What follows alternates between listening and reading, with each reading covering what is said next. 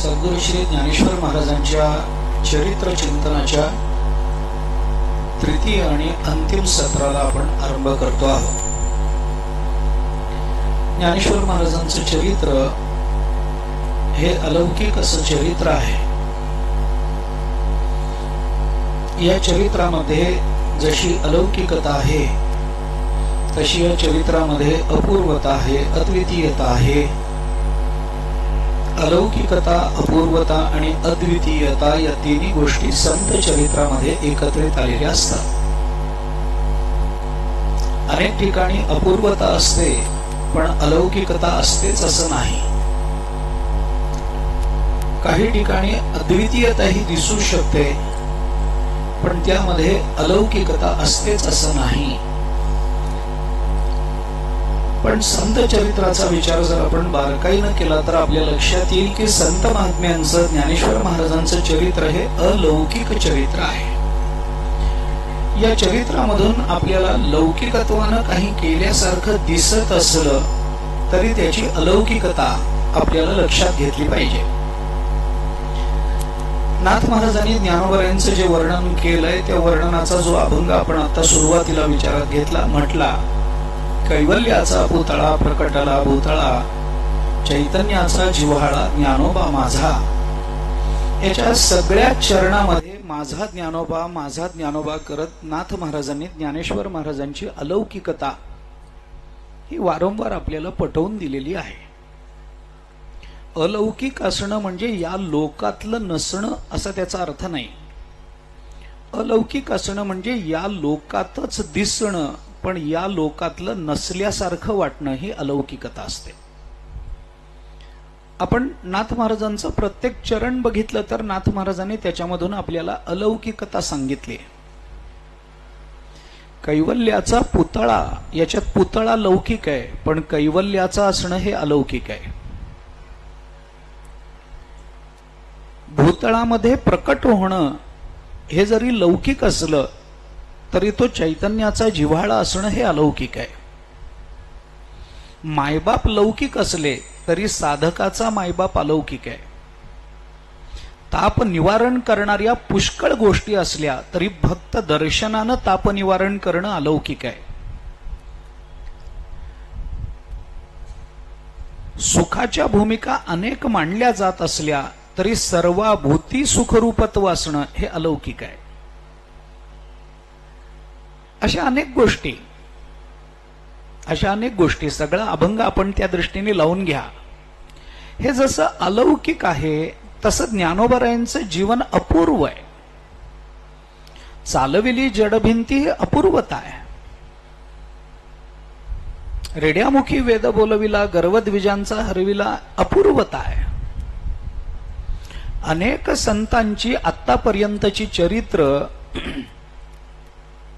जरी चमत्कृतीने भरलेली असली तरी सुद्धा काही चमत्कार सर्व संतांच्या जीवनामध्ये थोड्या बहुत प्रमाणामध्ये मागे पुढे तेवढे दिसतात।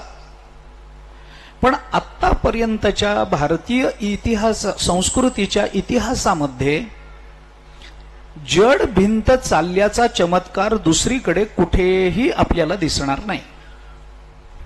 आतापर्यंतच्या इतिहासामध्ये रेड्याच्या मुखातून वेद व्यक्त झाल्याचा चमत्कार या जगतामध्ये दुसरीकडे कुठेही दिसणार नाही। ही ज्ञानोबरायांची अपूर्वता आहे। आणि ज्ञानोबरायांचं चरित्र जसं अलौकिक आणि अपूर्वतेने भरलेलं आहे तसं ते अद्वितीयही आहे। कर्तृत्वाचा विचार केला तर अद्वितीय असणं म्हणजे त्या सम दुसरं नसणं।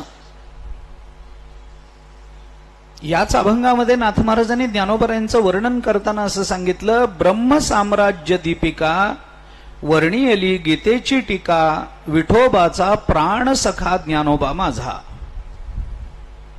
गीतेवर टीका अनेक आहेत पण ज्ञानेश्वरी सारखी टीका निर्माण करणं हे अद्वितीय आहे।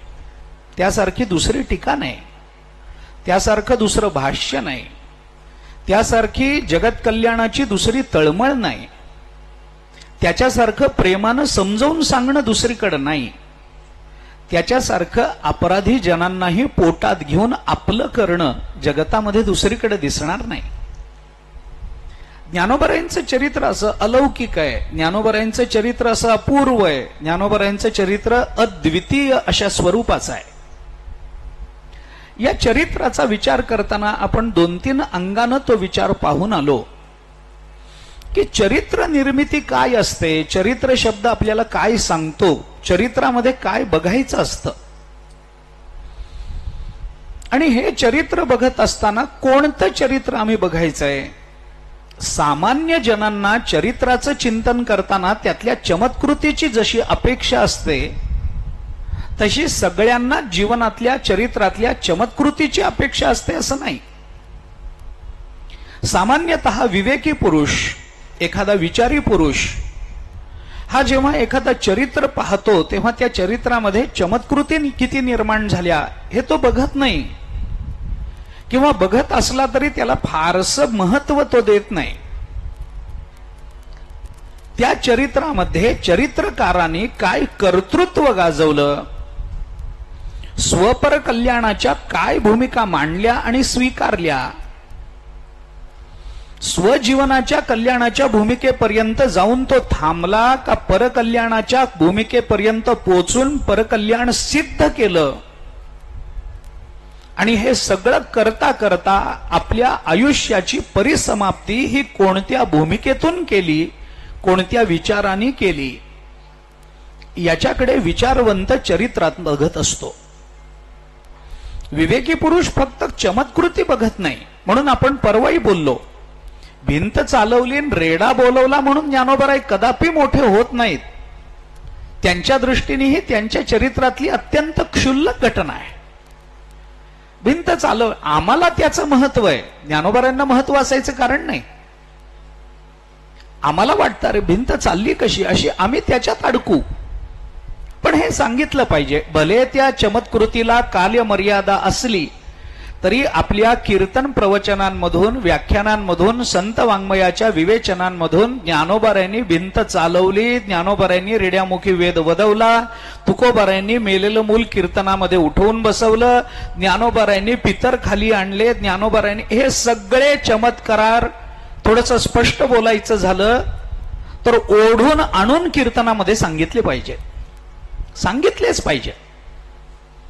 कशाला चमत्कार सांगा.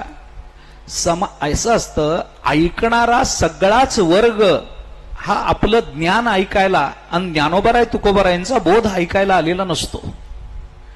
त्यात काही सामान्य स्तरावर श्रद्धेने आलेली मंडळी असतात, ज्यांच्या श्रद्धेला अजून आलंबन मिळालेलं नसतं, ज्यांच्या श्रद्धेला अजून परिपक्वता यायला उशीर असतो, ज्यांची श्रद्धा अजून एकालंबनात्मक बनलेली नसते, अशी जी मंडळी असतात ना, यांना ही चमत्कृती ऐकून ज्ञानोबारायांबद्दल प्रेम निर्माण झालं की आपलं कीर्तन सार्थकी लागलं. त्यांना काही करा, चमत्कार सांगा, काही सांगा, तत्वज्ञान सांगा, पण ज्ञानोबाराय तुकोबारायांच्या चरणापर्यंत आणून सोडायचं काम आपलंय.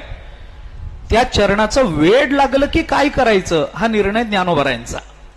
आपण फक्त चरणापर्यंत आणून सोडायचं असतं. त्यामुळे या चमत्कृती कीर्तन प्रवचनांमधून सांगितल्याच पाहिजे. एखादा असतो त्याला काही वाटत नसतं, पण चमत्कार ऐकला की त्याला वाटतं अरे चमत्कार आहे, मग इथं नमस्कार केला पाहिजे. एकदा ज्ञानोबारायांना नमस्कार करायची सवय लागली की काय आनंद मिळतो तो त्याच्या जीवनात पुढे. ते काम आपलं नाही. आपलं काम तिथपर्यंत आणून पोचवणे एवढंच आपलं कीर्तनकार प्रवचनकारांचं काम आहे. त्यामुळे हे चमत्कार सांगावेत. ज्ञानेश्वरीच्या ओव्या कीर्तनांमधून आल्याच पाहिजेत, आल्याच पाहिजेत. कारण या ओव्यांमधून ज्ञानोबारायांची काय अलौकिक बुद्धिमत्ता, या ओव्यांमधून ज्ञानोबारायांची अद्वितीय मांडणी, ज्ञानोबारायांची विषयाकडे बघण्याची दृष्टी, ज्ञानोबारायांचा विस्ताराचा विचार, ज्ञानोबारायांनी विचाराचा केलेला संकोच, या सगळ्या विवरणाकरता अत्यंत महत्वाच्या असणाऱ्या सद्गुणांचं दर्शन या ओव्यांमधून आपल्याला होत जातं. ओव्या आपल्याला ते शिकवतात. म्हणून ज्ञानोबारायांचं चरित्र हे नुसत्या चमत्कृतीने भरलेलं आहे म्हणून ते सांगावं असं नाही, तर ज्ञानोबारायांचं चरित्र हे कर्तृत्वाने भरलेलं आहे. त्यातली काही कर्तृत्व अमानवीय आहेत, आणि काही कर्तृत्व ही मानवी वाटावीत अशी आहेत. मी जपून शब्द वापरतो, कारण ज्ञानोबारायांना माणूस मानणाऱ्या परंपरेत आपण वाढलो नाही. ज्ञानोबारायांना परमात्मा आहे या भूमिकेतून बघणाऱ्या परंपरेत आपण सगळेजण वाढलेलो आहोत. त्यांना माणूस म्हणून बघायचं नाही आपल्याला, आहेत परमात्माच. पण मनुष्य रूपामध्ये त्यांनी अवतार धारण केला असेल तर परमात्म तत्व या सामर्थ्यात त्यांनी काही गाजवलेलं कर्तृत्व आणि मानवी वाटावं असं त्यांनी गाजवलेलं कर्तृत्व, या दोन भूमिकांमधून ज्ञानोबारायांच्या कर्तृत्वाचा विचार आपल्याला करता येतो. मानवी वाटावं असं जे कर्तृत्व असतं त्या कर्तृत्वाचं आचरण करावं लागतं, आणि अमानवी वाटावं असं जे कर्तृत्व असतं त्या कर्तृत्वाचं श्रवण करावं लागतं. म्हणून कालही आपण थोडंसं विस्ताराने बोललो. उज्ज्वल नीलमणी या ग्रंथामध्ये आपल्याला चरित्राचा दोन पद्धतीनं विचार मांडलेला दिसतो. अनुभवश्च लीलाचेत उच्चते चरितम द्विधा. अनुभव चरित्र आणि लीला चरित्र याचा विचार आपण काल प्रवचनामध्ये विस्ताराने बघून आलो. ज्ञानोबारायांच्या चरित्राचा काही संदर्भही आपण त्या संदर्भामध्ये दिला. ज्ञानोबारायांच्या अलौकिक कर्तृत्वामध्ये अशा अनेक घटना सांगता येतील. ज्ञानोबारायांनी रेड्याच्या मुखातून वेद वदवला, काल आपण बोललो. ही सगळी घटना जेव्हा कालांतराने लोकांना समजायला लागली तसं तसं ज्ञानोबारायांकडे बघण्याची वृत्ती लोकांची बदलायला लागली, आणि या बदलत्या मनोवृत्तीतून लोकांचा जो भाव ज्ञानोबारायांना कळतोय तो भाव बघून ज्ञानोबारायांचं चरित्र आपल्याला पुढे नेलं पाहिजे. पुढे थोडंसं बोलतो या संदर्भामध्ये. ज्ञानोबाराय पैठणहून परत शुद्धीपत्र वगैरे घेऊन आळंदी क्षेत्रामध्ये आले. आळंदी क्षेत्रामध्ये ज्ञानोबारायांनी रेड्याच्या मुखातून वेद वदवला. ज्यांच्या घरी पैठण क्षेत्रामध्ये ज्ञानोबाराय उतरले होते त्यांच्या पितरांचं दर्शन ज्ञानोबारायांनी त्या घराला करून दिलं. अशा चमत्कृती ज्ञानोबाराय इथे पोचायच्या आधी आळंदीला पोचलेल्या होत्या. या घटना व्यक्तीनंतर येते. त्याचं कारण तुकोबारायांनी सांगितलंय. वाऱ्या हाती माप चाले सज्जनाचे कीर्तिमुख त्याचे नारायण. ज्ञानोबारायांनी चमत्कृती घडवली पैठणला, रेडा वेद वदला पैठणला, पण भगवंतांनी वाऱ्याच्या वेगानं ती बातमी आळंदीत आणून पोचवली आहे. वाऱ्या हाती माप चाले सज्जनाचे कीर्तिमुख त्यांचे नारायण. परमात्मा स्वतः त्यांची कीर्ती गातो. परमात्मा स्वतः त्यांचा प्रचार करतो, प्रसार करतो. आळंदीला जेव्हा ही बातमी आली, त्यानंतर जेव्हा ज्ञानोबारायांचं येणं झालं तेव्हा आळंदीने मात्र ज्ञानोबारायांचं मनापासून स्वागत केलंय. ज्या आळंदी क्षेत्रामध्ये, ज्या आळंदीमध्ये ज्ञानोबारायांना त्रास झाला तीच आळंदी आज ज्ञानोबारायांना पायघड्या घालते. त्याच आळंदीमध्ये ज्ञानोबारायांचं स्वागत आहे. ज्या आळंदीमध्ये घरासमोर उभं राहून ज्ञानोबारायांना भिक्षा मागावी लागली, अपमान सहन करावे लागले, त्याच आळंदीमध्ये ज्ञानोबारायांचं पाऊल पडता क्षणी दारासमोर रांगोळ्या आहेत, रस्त्यावर फुलांचे सडे आहेत, पायघड्या आहेत. ज्ञानोबारायांचं स्वागत मनापासून आळंदीनं केलंय. आळंदीचे महाराष्ट्रावर आणि महाराष्ट्राच्या संत परंपरेवर अनंत उपकार आहेत. या आळंदीनं ज्ञानोबारायांचं स्वागत केलं.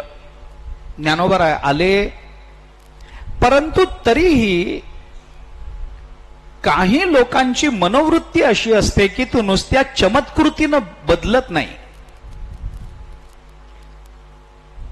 अंतःकरणामध्ये कुठेतरी विकल्प राहत असतो. आपण ऐकलेल्या घटना आणि आपला विश्वास, श्रवणात आलेल्या घटनांनी बदलाव्या लागणाऱ्या मनोवृत्ती करता सगळ्यात जास्त महत्वाचं असतं त्या घटना ऐकल्या क्षणी आपल्या विश्वासात होणारं परिवर्तन. तर वृत्ती बदलते. आपल्या विश्वासाची प्रगाढता, आपली वृत्ती, आपला आचार, आपला विचार बदलायला भाग पाडत असते. पण ऐकलेल्या घटनांवर विश्वास पटकन काही लोकांचा बसत नाही. मान्य आहे. एक विसोबा चाटी नावाचे गृहस्थ, विद्वान, आचार संपन्न या आळंदी क्षेत्रामध्ये राहत होते. त्यांच्या अंतःकरणातला ज्ञानोबारायांच्या विशुद्धतेचा विकल्प हा ज्ञानोबाराय आळंदीत येईपर्यंत तो विकल्प निवृत्त झाला नाही. अंतःकरणात विकल्प तसाच आहे. विकल्प, आता ह्याच्यामध्ये थोडासा विचार करण्यासारखी गोष्ट आहे. थोडस स्पष्ट बोलतो, कोणाला बोल लावणं हा मुद्दा नाही आहे, पण चरित्राच्या मागचं मानसशास्त्र समजून घेणं हा मुद्दा आहे. याच्याकरता म्हणून बोलतो. जेव्हा एखादा पुरुष आपल्या आत्यंतिक हट्टानं आपल्या अविवेकालाच विवेक समजून बसला असेल, तर त्याच्या अंतःकरणामध्ये जी अनीती विवेकाचं रूप घेऊन बसलेली असते, त्या अनीतीला नीतीमध्ये परिवर्तित करणं, याला काळाशिवाय दुसरा मार्ग नसतो. त्याच्या मागची भूमिका फक्त सांगतो. आपण परवाही बोललो, बुद्धौ कलुषभूतायाम विनाशे प्रत्युपस्थिते अनयो नय संकाशो हृदयांनापसर्पती. अनीती हीच नीती म्हणून हृदयामध्ये जेव्हा ठाण बांधून बसते, त्यावेळेला एकदम त्या अनीतीचं पर्यवसान नीतीमध्ये व्हावं असं काही करता येत नाही. त्याला वेळ द्यावा लागतो. परिवर्तन ही विचाराची असतात, कृतीत नसतात. कालचा माणूस आज अचानक बदललेला असेल, तर उद्या तो पुन्हा बदलण्याची शक्यता जिवंत राहतच असते. पण मनुष्य विचाराच्या प्रभावानं जेव्हा बदलतो, तेव्हा त्याच्या परिवर्तनाच्या शक्यता बहुतांश वेळेला संपून गेलेल्या असतात. माणसाचं बौद्धिक परिवर्तन हे विचाराने व्हावं, दृश्य अशा भूमिकेतून होऊ नये. काही घटना घडल्या म्हणून माणूस बदलला, याच्यापेक्षा घडलेल्या घटनाच्या मूलग्राही विचारानं तो बदलला, हे जास्त महत्वाचं असतं. घटना तर बदलवतातच आपल्याला. आणि या दृष्टीने विचार केला तर विसोबा चाटींचं परिवर्तन हे अद्यापही झालेलं नव्हतं. कारण घटना पाहिली नव्हती, ऐकलेली होती. आणि ऐकलेल्या घटनेवर केवळ ही संन्याशाची मुलं आहेत म्हणून विश्वास ठेवण्याची मनोवृत्ती निर्माण झालेली नव्हती. अंतःकरणातली अविचाराची, अविवेकाची ती गाठच सुटली नव्हती. काही माणसं जुनं घेऊन बसतात, त्यांना जुनं धरून ठेवायची फार सवय असते. सगळं चांगलं झालेलं असतं, मुलगा चांगला असतो, श्रीमंती आलेली असते, बंगला बांधलेला असतो, 4-2 गाड्या दारामध्ये झुलत असतात, सगळी अनुकूलता निर्माण झालेली असते, तरी सुद्धा त्यांचं पण लहानपण फार फार बेकारीत गेलं. अरे आता आलाच ना मोठा, आता मरायची वेळ आली तरी लहानपणच धरून बसायचंय काय? सगळी अनुकूलता झाल्यावरही माणसं भूतकालामधलं बालपण आणि तिथला त्रास, आणि आमचं बालपण फार हालापेष्टेत गेलो, आम्हाला काही नव्हतं, खायला काही नव्हतं, आम्हाला भीक मागून जगावं लागलं. आता बरं आहे ना, ते बघ ना, किती वेळेला जुनं धरून ठेवायचंय. मी अनेक वेळेला गंमत सांगतोय, भूतकाल हा असा गमतीचा काल आहे की तो शिकवतो खूप. पण भूतकाल हा असा गमतीचा काल आहे की भूतकालात अडकून बसलेल्यांचं कधीही कल्याण होत नाही. भूतकाल जर प्रतिकूलतेत गेला असेल तरी भूतकाल त्रास देतो, आणि भूतकाल अनुकूलतेत गेला असेल तरी भूतकाल वर्तमानात त्रास देतो. भूतकाल ही अशी विलक्षण गोष्ट आहे जी वर्तमानात आम्हाला सुखानं जगू देत नाही. एखाद्या माणसाचा भूतकाल जर हालापेष्टेत गेला असेल आणि सध्या बरं असेल तरी तो म्हणतो आत्ता सगळं चांगलं आहे हो, पण फार फार भोगावं लागलं. अरे मग आत्ता चांगलं असलेलं गेलं ना वाया. नाहीतर पूर्वी खूप चांगलं होतं, आत्ता मात्र त्याला प्रतिकूलता प्राप्त झाली. तर तो म्हणतो, अहो एक काळ असा होता आमच्या घरातून सोन्याचा धूर निघत होता, आता गौऱ्याचा निघत नाही. काय करता, त्यावेळेला निघत होता. भूतकाल वर्तमानात समाधानाची भाषा कधीही करू देत नसतो. समाधानाचं स्वप्न दाखवणारा भविष्यकाल आहे. भूतकाल समाधानाची भाषा बोलू देत नाही. म्हणून महाभारताने हे चिंतन आपल्याला सांगितलं की अतीत अनागतम हित्वा प्रत्युत्पन्नेन वर्तय. शोककाले शुचो मात्वम हर्षकाले च मार्ष. अतीत अनागतम हित्वा, टाकून दे अतीत अनागत. प्रत्युत्पन्नेन वर्तय, वर्तमानात काय बघ, आत्ता काय करायचंय हे ठरवाव. आमच्यावर परमार्थाचे संस्कारच झाले नाहीत, आई वडिलांनी कधी वारीच केली नाही, आम्हाला कधी करू दिले. झालं ना, आत्ता करता येते ना, निघ ना, म्हण ना रामकृष्ण हरी आत्ता. पण तेवढं करायचं नसतं. विसोबा खेचर आपला भूतकाल सोडायला तयार नाहीत. संन्याशाची पोरं आमच्या गाव नासवतात. द्वेष आहे. ज्ञानोबरायांचं दर्शन ज्यांच्या अंगाचा तिळपापड करतोय,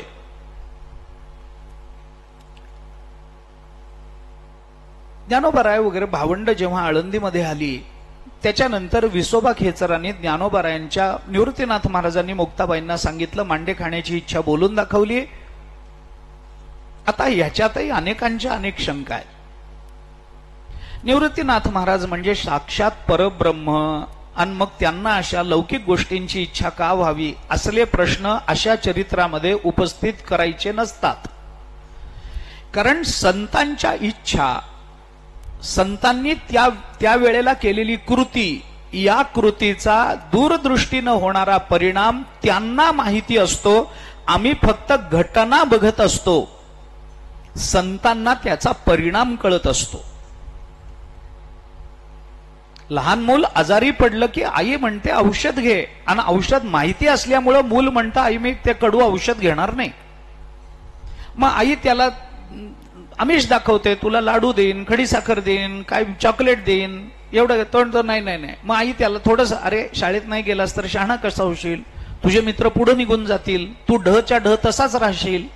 तो म्हणतो नाही, आयुष्यभर अशिक्षित राहिलो तरी चालेल, पण औषध नाही घेणार. मग आई काय करते, बरं नको घेऊ असं म्हणून सोडून देत नाही. आई त्याला आडवं करते, त्याचं नाक दाबते, तोंड उघडलं की औषध ओतून मोकळी होते. कारण मुलाला औषधाची चव कळत असते, आईला त्याचा परिणाम माहिती असतो. ही जबरदस्ती करावीच लागत असते. निवृत्तीनाथ महाराजांना मांडे खाण्याची इच्छा काय, अतृप्त जीवन आहे काय? बर मांडे म्हटल्याबरोबर समोर तयार मांडे जर मिळाले नसते तर मला देवाच्या अस्तित्वावर संशय निर्माण झाला असता. अरे या जगात देव आहे की नाही? निवृत्तीनाथ महाराजांनी मांडे शब्द बोलून दाखवावा, देवानी मांडे उपलब्ध न करून दिले तर आम्ही देवाच्या अस्तित्वावर शंका घेऊ. इतके निवृत्तीनाथ महाराज मोठे. पण बोलून दाखवलं. काही विचार असतो, काही सिद्धी असते. मांडे भाजण्याकरता परळ आणावा याच्याकरता मुक्ताबाई फिरल्या, पण विसोबानी तंबी देऊन ठेवलेली असल्यामुळे कोणी त्यांना परळ द्यायला तयार नाही. नाराज झाल्या, घरी परत आल्या. आपल्या दादाची एक अतिशय सामान्य इच्छा आपण पूर्ण करू शकत नाही याचं वाईट वाटलं. ज्ञानोबारांनी जवळ घेऊन समजून सांगितलं, एवढं काय त्याच्यामध्ये? खापराचा परळ आहे, माती आहे, काय त्याच्यामध्ये अडकण्याचं कारण आहे? तुला मांडे भाजायचेत ना? ज्ञानोबारांनी आपला जठराग्नी पेटवला, तो तप्त केला. ज्ञानोबारांचं शरीर असं अग्नीतून सुवर्ण बाहेर पडावं असं तापलं, आणि त्याच्यावरती मुक्ताबाईंनी मांडे भाजले. आपल्याला सगळ्यांना माहिती असणारी कथा आहे. हे सगळं विसोबांनी बघितलं, आणि विसोबांनी एकदम त्यांचे डोळे उघडले. आतापर्यंत फक्त ऐकून होते, आता डोळ्यांनी बघितलं.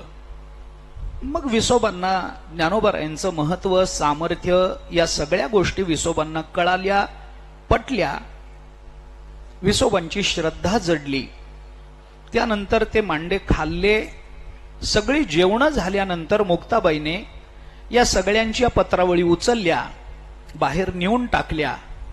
आणि विसोबांना असं वाटलं की एवढे मोठे महात्मे, आतापर्यंत आपण त्यांचा अपमान केला, त्यांच्या संबंधानं आतापर्यंत नाही नाही ते अदवा तदवा बोलत राहिलो, पण हे साक्षात परब्रह्म आहे हे जेव्हा विसोबांना कळालं, तेव्हा विसोबांनी असं ठरवलं की यांचं उच्चिष्ट सेवन केलं पाहिजे.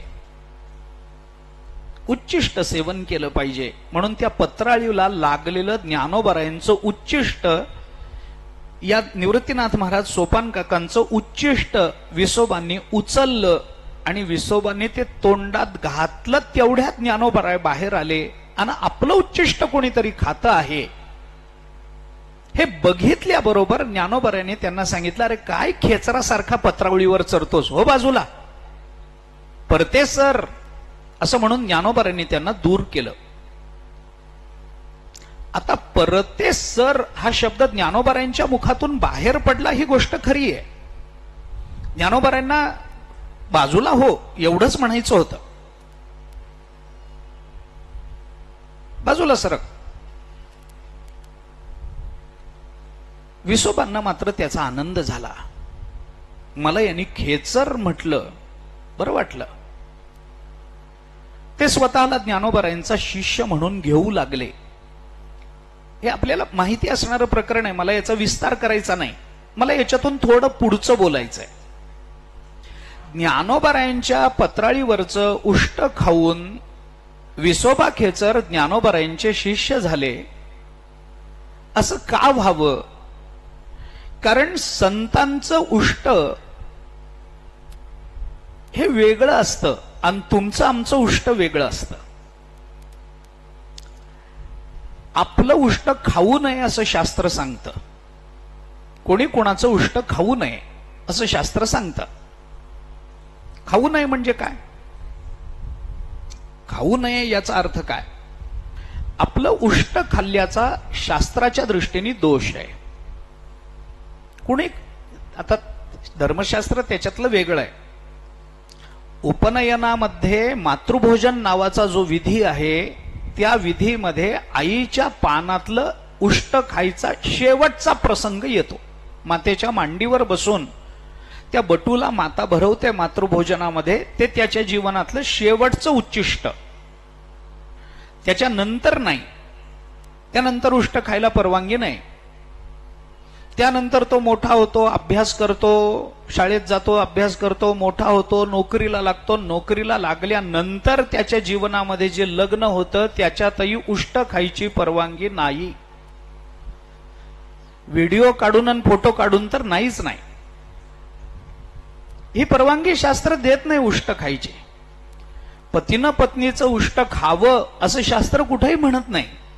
हा विधी कुठून आला आणि का आला माहित नाही.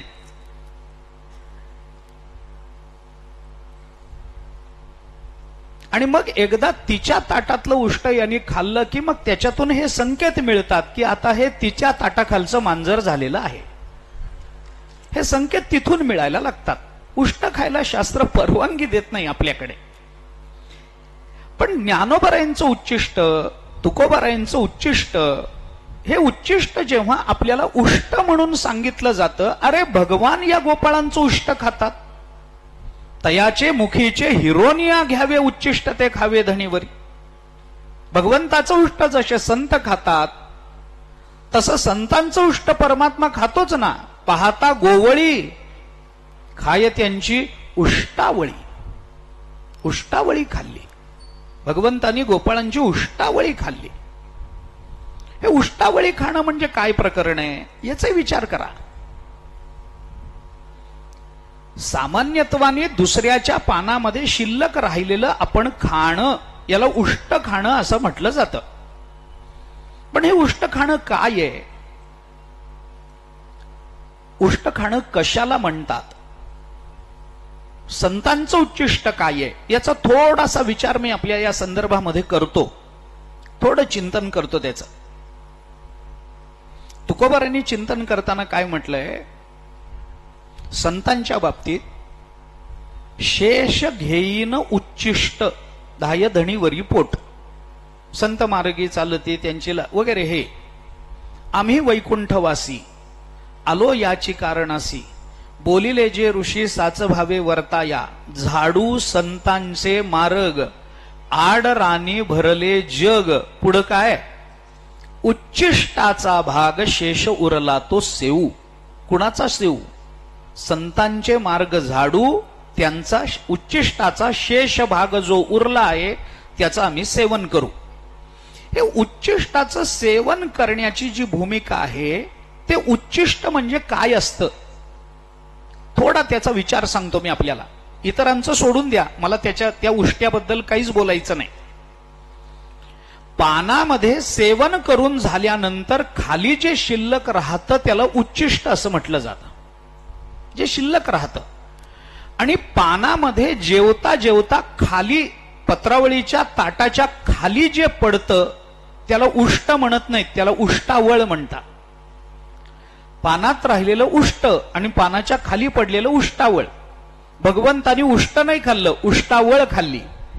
प्रेम काय आहे बघा, उष्टावळ वेगळी, उष्ट वेगळं. आता विचार करा, तत्वदृष्टीने याचा विचार करा. सगळं सेवन करून झाल्यानंतर खाली जे राहतं त्याला उष्ट म्हणतात. अथर्व वेदामध्ये एक उच्चिष्ट नावाचं सूक्त आलंय. हे सूक्त आहे. या सूक्ताने सगळं सूक्त म्हणायचं किंवा सांगायचं, त्याचा अर्थ सांगायचं मला कारण नाही. ज्ञानोबारायांचं उष्ट खाणं म्हणजे काय, उच्चिष्टाचा भाग शेष उरला तो सेऊ, हे तुकोबाराय म्हणतात. हे म्हणजे काय, म्हणजे काय करायचंय. त्या अथर्व वेदामध्ये उच्चिष्ट सूक्ताचा विचार जो आलेला आहे, अगदी पहिलाच एक विचार मी सांगतो. अथर्वणाने असं म्हटलंय, उच्चिष्टे नामरूपम उच्चिष्टे लोक आहितः, उच्चिष्ट इंद्रश्च अग्निश्च विश्वमंत समाहितम, असं अथर्वणामध्ये आलं. म्हणजे काय, याचा सरळ अर्थ असा की ही जी नामरूप आहेत ते सगळं उच्चिष्ट आहे. हे उच्चिष्ट हाच या लोकाचा आधार आहे. इंद्र अग्नी वगैरे हे सगळे जे आहेत तेही उच्चिष्ट आहे. आणि याच उच्चिष्टामध्ये विश्वम अंतसमाहितम, अंतकालामध्ये हे विश्व समाहित होऊन जातं. असा उच्चिष्ट सूक्ताचा विचार आहे. काय हे उष्ट, मी थोडं आपल्याला स्पष्ट सांगतो. सेवन करून झाल्यानंतर सगळं ताटामध्ये आपल्याला जे जे भक्षण करायचं आहे ते भक्षण करून झाल्यानंतर खाली जे राहतं त्याला जर उष्ट म्हणायचं असेल तर दृश्य प्रपंचाचा आत्यंतिक बाध झाल्यानंतर खाली जे शिल्लक राहतं त्याला उष्ट म्हटलं गेलं. हे उष्ट काय आहे तर याला म्हणतात परब्रह्म. सगळा दृश्य प्रपंच हा सेवन करून टाकला भगवंतानी. ज्या मायेपासून हा विश्व प्रपंच निर्माण केला त्या मायेमध्ये या सगळ्या विश्वाचा लय परमात्मा करतो. आणि ज्याच्यामध्ये ज्याचा लय होतो तेच त्याचं उपादान कारण असतं. हा विचार जर ज्याच्यापासून जे निर्माण होतं ते त्याचं उपादान आहे असं म्हणण्यापेक्षा सुद्धा जे ज्याच्यामध्ये लय पावतं ते त्याचं उपादान आहे हे म्हणणं उपादानाचं अजून काटेकोर लक्षण आहे. उत्पत्तीपेक्षा उपादानाचा विचार लयामध्ये करावा, उत्पत्तीमध्ये करू नये. कारण उत्पत्तीमध्ये उपादानाबरोबर निमित्त कारणाचा विचार आहे. लयात निमित्त कारण कुठंच येत नाही, तिथं फक्त उपादान राहतं. म्हणून उपादानाचं लक्षण त्या लयामध्ये जेवढं होतं तेवढं उत्पत्ती स्थितीत होत नसतं. आता हा वेदांताचा भाग झाला. कशापासून हे सगळं निर्माण झालं, कशामध्ये लय पावलं याचा विचार केला तर निर्माण झालं परमात्म्यापासून, लय पावलं परमात्म्यामध्ये. परमात्मा हे सगळं पुन्हा आवरून घेतात, सगळं आवरून घेतात. प्रकृती सगळा दृश्य पसारा स्वतःच्या पोटामध्ये घेऊन टाकते. लय चिंतनाचा आपण विचार केला तर कोणकोणत्या क्रमानं ते प्रकृतीच्या पोटात जातं जातं जातं हे आपल्याला पाहता येतं. आणि हा सगळा पसारा जेव्हा प्रकृती आवरून घेते तेव्हा या सगळ्या दृश्य प्रपंचाची निवृत्ती होऊन जाते, ती प्रकृतीमध्ये होऊन जाते. प्रकृतीमध्ये हे सगळं जातं. जयापासोनी सकळ महिमंडळ हे झाले. आपण देवाचं चिंतन करताना म्हणतो सच्चिदानंद रूपाय विश्वोत्पत्त्यादी हेतवे, भागवताच्या महात्म्यातला मंगलाचरणाचा श्लोक बघा, किंवा आपण इकडे जरी बघितलं भागवताचा पहिला श्लोक प्रथम स्कंधाचा बघितला तरी जन्माद्यस्य यतोन्वयादि तरतश्च अर्थेष्व विज्ञस्वराट जन्माद्यस्य यतः, त्याचाही विचार करा. कुठून निर्माण झालं? परमात्म्यापासून.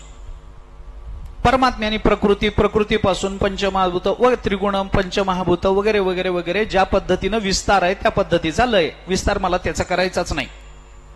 हे सगळं जेव्हा परमात्मा प्रकृतीसह पोटात घेतो, यतो वा इमानी भूतानी जायन्ते येन जातानी जीवंती यत प्रयंती अभिसंविशंती तद विजिज्ञासस्व तद ब्रह्म, हे उपनिषदांनी आपल्याला सांगितलं. अभिसंविशंती तद विजिज्ञासस्व, ज्याच्यामध्ये हे लय पावतं त्याला त्याची जिज्ञासा करा. काय येते? तद ब्रह्म. मग हे सगळा विश्व पसारा ज्या वेळेला परमात्मा स्वतःच्या पोटात घेऊन संपवतो, आपल्या निळोबारायांच्या गवळणीच्या भाषेत सांगायचं झालं तर निळोबाराय हे बोलून, आपण नेहमी म्हणतो निळोबाराय हे बोलून दाखवतात की नाही, आईसा भुकाळू हा नंदाचा गोवळ. काय खाल्लं नाही त्यांनी? माझ्या आम्हीपणाचा करोनी फराळ, उरले खावयासी बैसला सकळ, ऐसा भुकाळू हा नंदाचा गोवळ, यासी नपुरे चिग्रासिता माझा खेळवो. आता काय देऊ नसता जवळी? काय द्यायचं आता? देण्यासारखं यांनी काहीही ठेवलं नाही. या सगळ्याचं ग्रहण त्यांनी केलं, सगळ्याचं ग्रहण केलं. ग्रहण करणं, आतमध्ये घेणं, सगळ्याचं ग्रहण झालं. सगळं खाऊन झाल्यानंतर परमात्म्याला खाण्यासारखं जेव्हा काही उरत नाही त्यावेळेला जे शिल्लक राहतं त्याला उष्ट म्हणा. काय शिल्लक राहतं? परमात्माच शिल्लक राहतो, म्हणून परमात्माच उष्ट आहे. संतांचं उष्ट म्हणजे परमात्मा. सरळ सांगतो, कारण ज्ञानानं दृश्य प्रपंचाचा बाध करणं हे फक्त संतांना शक्य आहे. परब्रह्म स्वरूपाचा बोध देणारे कोण आहेत? संत आहेत. ते ज्ञान पैगा बरवे जरी मनी आथी आणावे तरी संताया भजावे सर्वस्वेसी. ते संत आम्हाला ज्ञान देतात. त्या ज्ञानाचा परिणाम म्हणून दृश्य प्रपंचाचा बाध होतो, आणि बाध झाल्यानंतर जे शिल्लक राहतं ते काय आहे? पूर्णमदः पूर्णमिदं पूर्णात् पूर्णमुदच्यते पूर्णस्य पूर्णम आदाय पूर्णम एव अवशिष्यते. ते राहिलं उष्ट. खाली जे राहतं, अवशेष राहतो, त्याला उष्ट म्हणा. आणि हे जर उष्ट असेल तर या ही उष्टी म्हणजेच नामरूप आहेत. हे उष्ट हाच या लोकाचा आधार आहे. उच्चिष्टे लोकाहितः उच्चिष्टम इंद्रश्च अग्निश्च विश्वमंत समाहितम. हे सगळं विश्व ज्याच्यामध्ये समाहित होऊन जातं त्याला विश्व जर म्हणायचं असेल तर ज्ञानोबाराय, निवृत्तीनाथ महाराज, सोपान काका, मुक्ताबाई यांचे मांडे खाऊन झाल्याच्या नंतर पत्रावळीवर बाहेर आणून टाकलं, आणि त्या पत्रावळीवरचं उष्ट विसोबांनी खाल्लं. त्याच्यातच त्यांना ब्रह्मप्राप्ती झाली, कारण ज्ञानोबारायांचं उष्ट म्हणजेच परब्रह्म आहे. उष्ट खाण्याची जी भूमिका आहे तेवढी फक्त सांगितली आपल्याला. उष्ट खाल्लं म्हणजे काय केलं याचा विचार सांगितला. उष्ट बाहेर आणून टाकलं. विसोबांना वाटलं की चला पटकन आपण ते खावं. मुखात घालिता सत्वर काय बोलती ज्ञानेश्वर है ना. ते मुखात घातल्याबरोबर ज्ञानोबारांनी त्यांनी सांगितलं, तू का होसी गा खेचर सर परता वेगेसी. त्याला बाजूला हो, आमचं उष्ट खातो म्हणजे काय? अरे तू एवढा मोठा ब्राह्मण, विद्वान ब्राह्मण गावातला, आमची आतापर्यंत निंदा केलीस, आमचं काही म्हणणं नाही, आमचं काही म्हणणं नाही. तू आमची निंदा केली असशील, आमच्या कानावर आली, आम्ही काही कानातून आत जाऊ दिली नाही. तू आमचा द्वेष केलास, आम्ही काही तो अंतःकरणात बघितला नाही, घेतला नाही. त्यामुळे बाहेर काय आहे आम्हाला माहिती नाही, केला असशील द्वेष. पण आपलं उष्ट कुणीतरी खावं अशी जर भावना अंतःकरणामध्ये निर्माण होत असेल तर ते संतत्वाचं लक्षण नाही आहे. संतत्वाचं ते लक्षण नाही. ज्ञानोबराय म्हणाले, चल बाबा सर परता. सर परता हे शब्द जेव्हा विसोबा खेचरांनी ऐकले ना, तेव्हा त्यांना वाटलं की अरे हा ज्ञानोबरायांच्या मुखातून निघालेला आपल्या करताचा आशीर्वाद आहे. सर परता सर. आणि मग विसोबा खेचरांनी म्हटलं, परेहुनी परते सर तेथे राहू निरंतर. परता सर म्हणजे परावाणीला सुद्धा जे सर करता येणार नाही असं जे परब्रह्म आहे ते तू खेचर आहेस. अशी जेव्हा ज्ञानोबरायांच्या मुखातून त्यांच्या कृतार्थतेची वाणी बाहेर पडली तेव्हा विसोबा खेचर म्हणायला लागले, परहुनी परते सर तेथे राहू निरंतर. आता आमचं स्थान ते निरंजनी आम्ही बांधिले घर, तिथं आम्ही आता निरंतर राहू. निराभासी पूर्ण झालो समरस, अखंड ऐक्यास पावलो आम्ही. तसं ऐक्य त्यांना प्राप्त झालं. आणि मग ज्ञानोबरायांचा द्वेष करणारे पण ज्ञानोबरायांच्या मुखातून निघालेल्या स्वैर वाक्याने सुद्धा परब्रह्म स्वरूपता प्राप्त झालेले विसोबा खेचर हे नंतर नामदेवरायांच्या गुरुपदवीपर्यंत गेले. हा ज्ञानोबरायांच्या मुखातून निघालेल्या सहज शब्दाचा परिणाम आहे. सहज बोलणे हित उपदेश करोनी सायास शिकविती. तुका तरी सहज बोलेवाणी त्याचे घरी वेदांत वाहे पाणी. बरं वाटलं. विसोबा खेचरांनी ज्ञानोबरायांकडून अनुग्रह प्राप्त करून घेतला. ज्ञानोबरायांनी अनुग्रह केला. विसोबा खेचरांना ब्रह्मरूपता प्राप्त झाली. त्यांची कृतार्थता झाली. याच्या नंतर ज्ञानोबरायांच्या चरित्रामध्ये जे महत्वाचं प्रकरण येतं ते प्रकरण आहे तीर्थावळीचं. तीर्थावळीचं प्रकरण आहे आपल्याला ऐकून माहिती आहे. मी कथा सांगावी या उद्देशाने बसलेलो नाही आहे. मला नुसतं चरित्र असा विषय दिला असता तर मी क्रमानं चरित्र सांगितलं असतं, पण मला कारण नसताना चरित्र चिंतनात अडकवलंय. त्यामुळे त्या चरित्राच्या मागचं चिंतन करणं मला भाग आहे. चरित्र मला आनंद वाटला असता, माझ्याच्याने सांगणं झालं नसतं, हा भाग वेगळा. ज्ञानोबरायांचं समाधीचं प्रकरण सांगणं ही जगतातल्या कोणत्याही व्यक्तीच्या वाणीच्या पलीकडची गोष्ट आहे. सोपं नाही ते. तीर्थावळीच्या प्रकरणामध्ये दोन भूमिका आपल्याकडे मांडलेल्या दिसतात.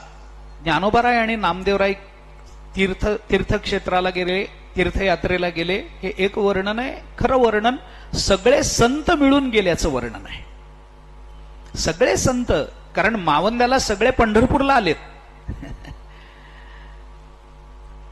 आणि ही तीर्थयात्रा करत करत करत हे संत जेव्हा बाहेर पडले, संत मांदियाळी जेव्हा बाहेर पडली, संपूर्ण भारतवर्षातल्या दुर्बलांना, अज्ञानी जीवांना दर्शनानं आणि वचनानं कृतार्थ करत हे संत बाहेर पडलेत महाराष्ट्रातले. महाराष्ट्राची हे ताकद आहे, हे सामर्थ्य आहे. अन्य प्रांतामध्ये कदाचित अन्य लोक अन्य सामर्थ्याने युक्त असतील, पण ज्ञान नावाचं सामर्थ्य महाराष्ट्रामध्ये जेवढं आहे, भक्ती नावाचं सामर्थ्याने महाराष्ट्र जेवढा युक्त आहे, तेवढं इतरत्र हे भक्तीचं ज्ञानाचं सामर्थ्य दिसत नाही. आणि ज्ञान आणि भक्तीनंच जगताला मुक्त करता येतं, ते सामर्थ्य आमच्या जवळ आहे. याचं प्रतीक म्हणून ज्ञानोबाराय आणि नामदेवराय यांच्या पुढाकारानं ही तीर्थयात्रा घडली. ज्ञानोबाराय ज्ञान आहेत, नामदेवराय भक्ती आहेत. या ज्ञान भक्तीचं ऐक्य महाराष्ट्रातल्या संत वाङ्मयामध्ये झालेलं दिसून येतं. मला प्रतिकात्मक भूमिकेतून सगळाच विचार मांडायचा नाही आहे, पण संत जेव्हा बाहेर पडले, ही संत मांदियाळी जेव्हा बाहेर पडली, तेव्हा नामदेवराय एकदम काही ज्ञानोबरायांबरोबर जायला तयार नव्हते. त्यांनी सांगितलं, बाबा मला पंढरीनाथा वाचून दुसरीकडे मला जाण्याची इच्छा नाही. एक आपलं देवाचे चरण जोडून राहावं, काय इतर ठिकाणी आहे? आपलं पंढरपूर बरं, आपण बरं, आपला पांडुरंग बरा, आपल्या हातून दूध पितो, नैवेद्य जेवतो, आपलं बरं चाललंय गप्पा मारून. कशाला जा? काय म्हणून तिकडं जा? नामदेवरायांचे तीर्थावळीचे अभंग फार सुंदर आहेत. त्यांनी सांगितलं नको, सर्व सुख मज आहे पांडुरंगी, जावे कवणा लागी कवण्या ठाया. कशा करता जा इकडं तर इकडं, आपलं पांडुरंगाचं बरं आहे. पण ज्ञानोबराय बोलवतात म्हटल्यानंतर हे कारण जरी नामदेवरायांनी पुढे केलेलं असलं तरी नामदेवरायांना हे माहिती आहे की हे सांगणारे आपले गुरुच्या गुरु आहेत. ते जरी नंतर भेटले तरी यांचा शब्द आपल्याला मोडता येणार नाही. मग काय युक्ती केली पाहिजे? नामदेवरायांनी ज्ञानोबरायांना असं सांगितलं की तुम्ही बोलवता आणि मला नाही म्हणणं जीवावर आहे. पण मी खरं सांगू का, माझ्या जीवनातला प्रत्येक क्षण, माझ्या जीवनातली प्रत्येक क्रिया, माझ्या जीवनामध्ये घडणारी प्रत्येक घटना ही देवाच्या हातात आहे हो, माझ्या हातात नाही. मी काय करू? राज्यम आयुर मया दत्तम तथैव स भविष्यती. अध्यात्म रामायणामध्ये रामचंद्र प्रभूंनी विभीषणाच्या संदर्भात हे शब्द विचारले. वरम ममैव मरणम मद्भक्तो हन्यते कथम, राज्यम आयुर मया दत्तम तथैव स भविष्यती. अरे भक्ताला दिलेलं राज्य आणि भक्ताला दिलेलं आयुष्य मी दिलेलं असतं, त्यामुळे त्या जीवनामध्ये घडणाऱ्या प्रत्येक घटनेवर माझी सत्ता चालते. नामदेवराय म्हणतात माझ्या जीवनातल्या घटनेवर माझी सत्ता नाही. मग तुमची आज्ञा मी नाकारू शकत नाही, पण माझी एक तुम्हाला विनंती आहे. काय विनंती आहे? नामा म्हणे स्वामी विठोबाते पुसा. ज्ञानोबरायांना नामदेवराय म्हणतात नामा म्हणे स्वामी तुम्ही विठोबाते पुसा, विठोबाला विचारा, आज्ञा देईल शिरसा धरीन त्याची आज्ञा मी शिरसावंद्य मानेन आणि ते म्हणतील तसं करायला मी तयार होईन. ज्ञानोबराय म्हणाले हे सोपं आहे. भक्ताचं मतपरिवर्तन करण्यापेक्षा देवाचं करणं बरं. देव लवकर बदलतो, भक्त बदलत नाहीत. देवाकडे जाऊ. ज्ञानोबरायांनी देवाला साकडं घातलं, नामदेवरायांना माझ्याबरोबर पाठवा. देवाला काही नामदेवरायांचा विरह नाही का? पण परमात्माही आपली संत वृत्ती काही वेळेला प्रकट करतो आणि देवानी हे दाखवून दिलं की नामदेवरायांचा विरह मला दुःखकारक असला तरी नामदेवरायांच्या कल्याणाकरता हा विरह आपल्याला सोसणं भाग आहे. आणि मग नामदेवराय आल्यानंतर पांडुरंगाने नामदेवरायांना सांगितलं, अरे ज्ञानेश्वर महाराज तुला बरोबर घेऊन जायची भाषा करतात, कुणाच्या नशिबात नाही असं सुख तुझ्या वाट्याला येतं. कारण ज्ञानोबराय म्हणजे सामान्य नाही, प्रत्यक्ष परब्रह्म मूर्ती ज्ञानेश्वर. हे वर्णन कोणी दुसरं करत नाही, विटेवरचा उभा देव नामदेवरायांना सांगतोय, प्रत्यक्ष परब्रह्म मूर्ती ज्ञानेश्वर करीत असे आदर संगतीचा. आम्ही सुद्धा त्यांच्या संगतीचा आदर करतो आणि त्यांच्या संगतीत राहण्याचं सद्भाग्य जर तुला लाभत असेल, ऐसे भाग्य जेणे सर्वस्वे साधावे. असं भाग्य आपल्या वाट्याला येत असेल तर आपण ते साधून घेतलं पाहिजे. आणि खरं सांगू नामदेवा, ऐसे भाग्य जेणे सर्वस्वे साधावे तरीच जन्मावे विष्णुदासा. अरे याच्याकरताच तर जन्म आहे की ज्ञानोबरायांचा संग मिळावा. याच्याकरता तर आपल्याला जन्माला आलं पाहिजे. जन्माचं सार्थकत्व याच्यात आहे. एवढं होऊनही देवाने नामदेवराय विचारतात, मग कसं करू, जाऊ का नको? भगवंताने सांगितलं, जावे स्वस्तिक्षेम यावे शीघ्रवत, करावे स्वहित कळेल तैसे. जा ला सुरक्षित जा आणि लवकर या. यावे शीघ्रवत, लवकर या, मलाही सहन होत नाही. आणि नामदेवरायांना बरोबर घेऊन नामदेवरायांना बरोबर घेण्याचा अट्टहास ज्ञानोबरायांचा आहे. जरा गंमत म्हणून आपल्याला सांगतो की नामाला जसं ज्ञानाचं अधिकरण लागतं ना, तशी ज्ञानाला सुद्धा नामाची गोडी असते. बरं, जे ज्ञान नामाला सोडून राहतं ते ज्ञान जरी ब्रह्म असलं तरी सुद्धा आपल्याला त्याच्यात आनंद निर्मिती करता येत नाही. ज्ञानाच्या अधिकरणावर नामस्मरणात जेवढा आनंद निर्माण होतो तेवढ्या अज्ञानातल्या नामातही होत नाही. आणि ज्ञानस्वरूप असून नामस्मरण न करणाऱ्यांनाही तो आनंद नाही. आहेत बरे ब्रह्मज्ञानी असतील, पण जर नामस्मरण करत नसतील तर आम्ही फक्त नमस्कार करू, आम्ही त्यांच्या मागे मागे नाही जाणार. भागवतामध्ये पहिल्या स्कंधात विचार आहे, कुंती मातेचा आणि भगवंताचा जो संवाद आहे, त्या संवादामध्ये भगवंताच्या अवताराच्या संबंधात कुंती माता भगवंताला हे बोलली आहे की देवा, तुम्ही अवतार जो धारण करताना तो अवतार कोणत्या कारणाने धारण करता याची काही कारण कुंतीने दिली आहेत. आणि त्याच्यातलं एक कारण देताना कुंतीनं असं सांगितलंय, तथा परमहंसानाम मुनीनाम अमलात्मनाम भक्तियोग विधानार्थम कथम पश्येमहि स्त्रिया. हे कुंती माता बोलली आहे. तुम्ही कशा करता अवताराला येता देवा, कशा करता येता? परमहंसानाम मुनीनाम अमलात्मनाम, परमहंस पदवीला प्राप्त झालेले महात्मे, मुनी भावाला प्राप्त झालेले महात्मे, आणि ज्यांचं अंतःकरणातला मल गेलेला आहे असे अमलात्मन, या सगळ्यांना भक्तीचा मार्ग दाखवावा म्हणून तुम्ही अवताराला आलेले आहात. जर भगवान श्रीकृष्णाचा अवतार जर यांच्या करता झालेला असेल तर ज्ञानोबरायांचा अवतारही यांच्याच करता झालेला आहे. म्हणून योग्यांनाही भक्ती शिकवली, ब्रह्मज्ञान्यांनाही भक्ती शिकवली, तुमच्या माझ्यासारख्या अज्ञानी जीवांनाही भक्ती शिकवली. अरे ज्याला बोलता येत नाही त्याच्या समाधीची वारी सुरू करून दिली, ज्याला चालता येत नाही त्या भिंतीच्या पायावर डोकं ठेवायची संधी प्राप्त करून दिली. काय करायला पाहिजे अजून ज्ञानोबरायांनी जगाकरता? एवढं सगळं करून दिलं. नामदेवरायांना बरोबर नेण्याचा अट्टहास ज्ञानोबरायांचा आहे. निघाले नामदेवराय, आता देवानी परवानगी दिली, देवाने आश्वस्त केलं, ठीक आहे. नामदेवराय निघाले, त्यांना बाहेर करमणार नव्हतं, नक्कीच करमणार नव्हतं. आणि नामदेवरायांनी परत आल्यानंतर देवाला हे सांगितलंय, गेलो तिकडं पण काही कुठं टाळ नाही, पखवाज नाही, दिंडी नाही, पताका नाही, तुमचे चरण नाही, चंद्रभागा नाही, वाळवंट नाही. या संत मांदियाळ्यांची ही तीर्थयात्रा सुरू झाली. या तीर्थयात्रेमध्ये चालायचं, संध्याकाळी जिथे मुक्काम केला जायचा तिथं दररोज नामदेवरायांचं कीर्तन व्हायचं. एकच कीर्तन, एकट्याच, इतरांना येत नव्हतं असं नाही. पण सर्व संतांच्या अंतःकरणामध्ये, कारण कीर्तन हे जे माध्यम आहे ना, मी एक दोन भूमिका सांगतो कीर्तनाबद्दलच्या. कीर्तन नावाचं जे माध्यम आहे ना, हे माध्यम फार अलौकिक आहे.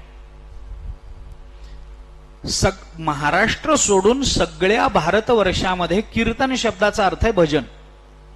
सततम कीर्तयंतो माम म्हणजे भजनच अर्थ केला गेलाय. पण या श्लोकावर भाष्य करताना ज्ञानोबरायांनी कीर्तन शब्दाचा जो व्यापक आयाम आमच्या समोर मांडलाय आणि कीर्तन शब्दाची जे स्वरूप आमच्या समोर मांडलंय ते भारत देशामध्ये इतरत्र कुठेही सापडणार नाही. आमचं कीर्तन वेगळं आहे. इतरांचं कीर्तन म्हणजे फक्त नामस्मरण आहे. ते झांज वाजवतील, काहीतरी तालाला एखादं वाद्य घेऊन तालवाद्य एखादं वाजवतील, त्याच्यावर रंगून जातील. हे खरं आहे सगळं. त्यांच्या भजनात आनंद नाही असं मला म्हणायचं नाही.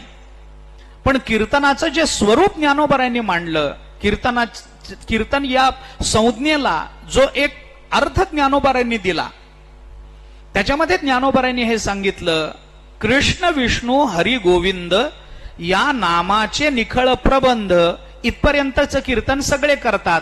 पण याच्या माझी आत्मचर्चा विशद उदंडगाती हे महाराष्ट्रातल्या कीर्तनाचं वैशिष्ट्य आहे. महाराष्ट्रातलं कीर्तन काय आहे? ते कीर्तन फक्त नामस्मरण नाही, ज्याचं नामस्मरण केलं जातं त्याच्या स्वरूपाच्या चर्चेसह नामस्मरण हे कीर्तन आहे. नामाचे निखळ प्रबंधा माझी आत्मचर्चा आली की मग ते महाराष्ट्रातलं कीर्तन झालं. आणि कीर्तन ही जी संज्ञा आहे, कीर्तन हे जे माध्यम आहे, आपण प्रवचन करतो, कीर्तन करतो, व्याख्यान देतो एखाद्या ओवीवर, एखाद्या संतांच्या चरित्रावर किंवा काही एखाद्या विशिष्ट भूमिकेवर व्याख्यान करतो आपण आध्यात्मिक. ही तिन्ही माध्यमं वेगळी आहेत ना. कीर्तन वेगळं, प्रवचन वेगळं, माध्यम आणि व्याख्यान वेगळं. काही लोकांना कीर्तन जमतं, प्रवचन जमत नाही. काही जणांना प्रवचन जमतं, कीर्तन जमत नाही. मग काय आहे? प्रवचन करावं, अहो प्रवचन होत नाही, हा कीर्तन सांगा, आम्ही करू. नाही नाही, करा तरी. अट्टहास केला की मग काय करतात? बसून केलेलं कीर्तन म्हणजे प्रवचन, एवढाच अर्थ होतो. असं होत नाही. प्रवचन, कीर्तन आणि व्याख्यान या माध्यमांना वेगळा अर्थ आहे. व्याख्यान, आता हे एकेका वाक्यात सांगतो. व्याख्यान हे तर्कप्रधान असावं, प्रवचन हे ज्ञानप्रधान असावं आणि कीर्तन हे भावप्रधान असावं अशी अपेक्षा आहे. प्रवचनात भाव नाही, प्रवचनात ज्ञान. प्रवचन ज्ञानप्रधान असतं, व्याख्यान हे तर्कप्रधान असलं पाहिजे. आणि कीर्तन याच्यात ज्ञानप्रधानता आणायची नाही, तिथं भावप्रधानताच पाहिजे. आणि कीर्तन हे भावप्रधान असावं अशी अपेक्षा असल्यामुळे सकल संतांनी नामदेवरायांना आग्रह केलाय की कीर्तन रोज तुमचंच झालं पाहिजे, कारण तुमचं जीवन भावप्रधान आहे. तुम्ही भगवंताचे प्रेम भांडारी आहात. त्यामुळे आम्ही कीर्तन कुणी करणार नाही, आम्हाला तुमच्या कीर्तनाची आस आहे. नामदेवरायांचं रोज कीर्तन व्हायचं. ही तीर्थयात्रा करत करत करत करत पहिल्यांदा भगवंताकडे गेले, पंढरपूरहून मंगळवेढ्याला गेले, दामाजी पंत. तिथून फिरत फिरत फिरत फिरत ही सगळी चोखामेळ महाराजांचं दर्शन वगैरे झालं. तिथून सावता महाराजांकडे आले, त्यांना बरोबर घेतलं आणि तिथून फिरत फिरत फिरत फिरत ही मंडळी इथून निघाले पंढरपूरला. हे सगळं करत करत सगळ्यांना घेऊन ही तीर्थयात्रा सगळी पंढरपूरला गेली. देवाबरोबर बोलणं झालं, सगळं झालं. पंढरपूरहून ही सगळी तीर्थयात्रा कराडला गेल्याचं वर्णन. म्हणजे आळंदीतून ज्ञानोबराय बाहेर पडले, चाकणला गेले पहिल्यांदा. त्या चाकणला महिपतीराय राजा होता, त्यांनी ज्ञानोबरायांचा सत्कार वगैरे केला. तिथून या सगळ्यांना घेत घेत ज्ञानोबराय सगळ्या सकल संतांना घेत बरोबर पंढरपूरला गेले. पंढरपूरला गेल्यानंतर पंढरपूरहून कराडला गेले. कराडला या चाकणच्या महिपतरायांचा जावई होता, त्याचं नाव होतं रामराया. त्याची पत्नी होती सीता, सीतामाई. ते राम सीतेची ती जोडी. इथं चाकणला गेल्यानंतर यांनी सांगितलं, आमची मुलगी कराडला दिली आहे, गेलात तर जा की तिथं, मुलीला बरं वाटेल आमच्या. ज्ञानोबराय म्हणाली, जातो की, न जायला काय, जातो. आमंत्रण आलं, दिलं, जातो म्हणाले. कराडला गेले. तिथं गेले. तिथली गंमत अशी होती, या महिपतीरायांची मुलगी जी सीता, ती मात्र अत्यंतिक पारमार्थिक वृत्तीची आहे, खूप परमार्थिक आहे, कारण घरातून तसे संस्कार आहेत. पण तिचा जो नवरा आहे ना, तो अजिबात पारमार्थिक नाही आहे. नाव त्याचं राम आहे, पण परमार्थ नको, परमार्थ नको. तो द्वेषी आहे. देवाधर्माची आवड नाही. संत मांदियाळींना भेटावं, संतांचं दर्शन घ्यावं, कृतार्थ जीवन करून घ्यावं असा कुठे विचार नाही. साधू संतांबद्दल अंतःकरणामध्ये द्वेष आहे. पण त्याची पत्नी ही धार्मिक वृत्तीची. तिला ते वडिलांकडून निरोप प्राप्त झालेला आणि तिच्या नवऱ्याने, कराडच्या राजाने मात्र हा दंडक घालून दिलेला की कोणत्याही साधू संतांनी माझ्या नगरीत प्रवेशच करायचा नाही, यायचंच नाही. ही सगळी संत मांदियाळी गावाच्या बाहेर थांबलेली. त्याच्या पत्नीला कळालं. तिने काही कारण काढून ती बाहेर पडली, यांच्या जवळ आली, यांचं दर्शन वगैरे घेतलं, नामदेवरायांचं कीर्तन वगैरे सगळं ऐकलं. ऐकल्यानंतर तिच्या अंतःकरणात इच्छा फार की आपल्या नवऱ्याने परमार्थाला लागलं पाहिजे. ज्ञानोबरायांचं दर्शन, नामदेवरायांचं दर्शन, या सगळ्या संतांचं दर्शन हे झालं पाहिजे. काय करावं, कसं करावं, काही उपाय केला पाहिजे. बाई धाडशी आहे. हट्टाला पेटली की तिचं देव सुद्धा सांत्वन करू शकत नाही. त्याने काय केलं,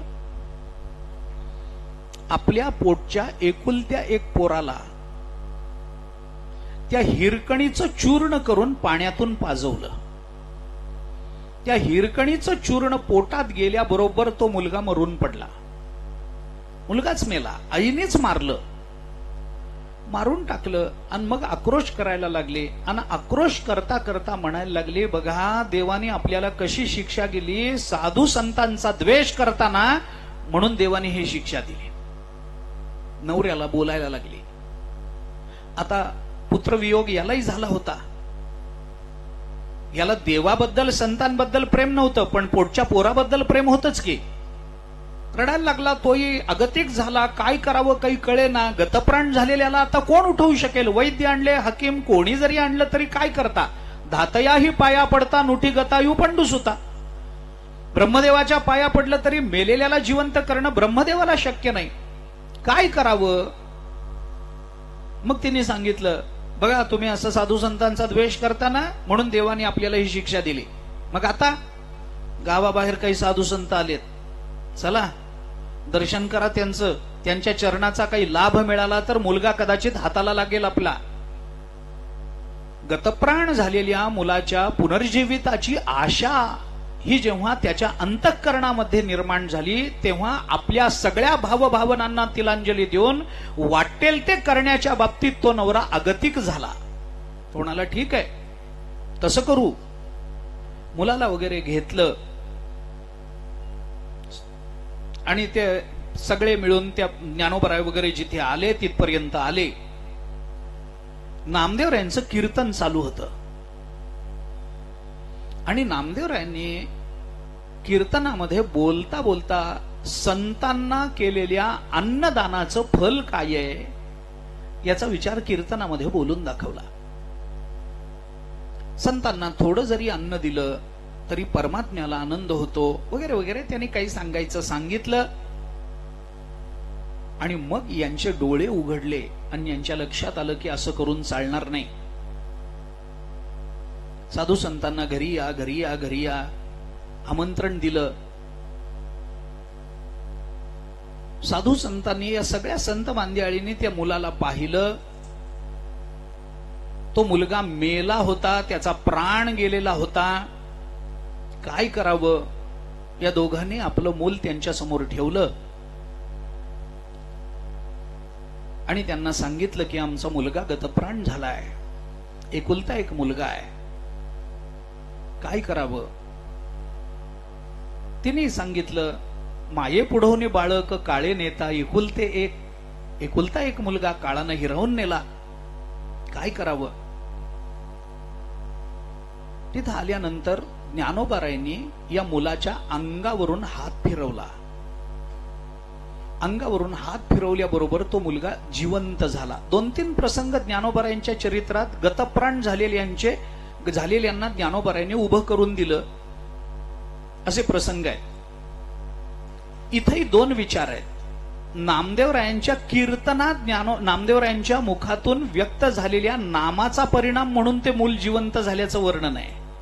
इथेही आहे. तो मुलगा जिवंत झाला, बरं वाटलं. त्या दोघांनाही आनंद झाला. संतांची चरणधुली मस्तकावर धारण केली. त्याच्या अंतःकरणामध्ये संतांबद्दलचा जो द्वेष होता तो द्वेष ज्ञानोबारायांनी निवृत्त करून दिला. आनंद वाटला. ज्ञानोबारायांनी त्यांना कृतार्थ केलं. पुढं त्यांचं काय जीवन जसं चालेल तसं चाललं. पण बाईने धाडस केलं एवढी गोष्ट खरी. तुकोबारायांनी सांगितलं, देव जोडे तरी करावा अधर्म. अरे देव जोडायचा असेल तर वाटेल ते करावं, पण संतांची कृपा धारण करण्याचा प्रयत्न करावा. मार्गक्रमण करत करत करत करत ही सगळी मंडळी पुढे निघाली. पंजाब पर्यंत, घुमान पर्यंत जाऊन आल्याचं वर्णन आहे. तिथपर्यंत गेली.